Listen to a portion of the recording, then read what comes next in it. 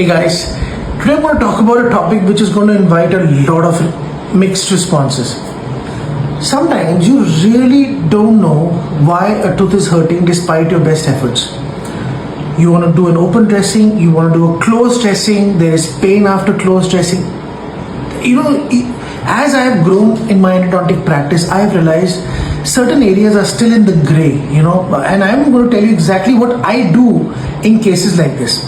The first thing that I always do and I write about is the correct diagnosis of a case. What is your pulpal diagnosis? So when you see a patient and you diagnose a case pulpally, is it acute irreversible pulpitis? Is it chronic pulpitis? Is there pulpal necrosis? Is there a pathology with the necrosis? Is there an abscess? So remember, the diagnosis has to be as close as possible to the truth.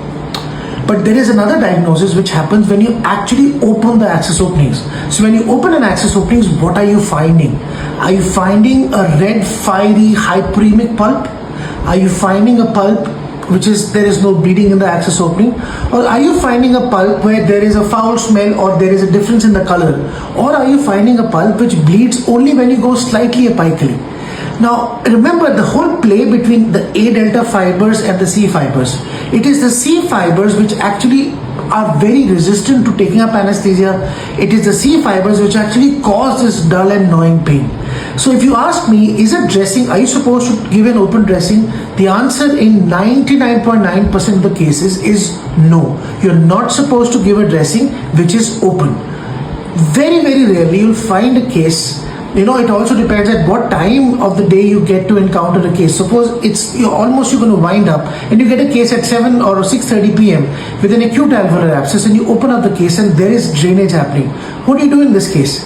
You will put a rubber dam, you will open up, you will establish drainage, but then you can't close because it is still draining. So you call the patient the very next day and do the same thing again. Eventually you should close. So in most of the cases you have to give a closed dressing. But what happens if there is pain after closed dressing? The answer is simple. If there is pain after the closed dressing, something has gone wrong either with the instrumentation or either with the irrigation or with the working length that you have done. So the basic keys that I would like to follow is diagnose the case, assess the case. If you touch a canal, complete the canal. That's my golden rule, and I have been following it for a very, very long time. If you don't have the time to touch a canal, then just don't poke a canal to see that the canal exists or not. A lot number of times when you're not working under magnification, you will just poke with the file to see, oh, I found this, I found that, and you end up macerating some part of the pulp but not completely eliminating it. So the key concepts are to making sure that you're able to completely debride a canal, even if it is one canal. Even if it is just one distal or one parietal canal which houses maximum volume of the pulp.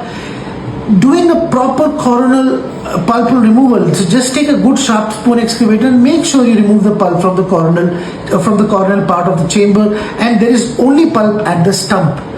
Giving a dressing with calcium hydroxide is the only way to completely making sure the canals are debrided.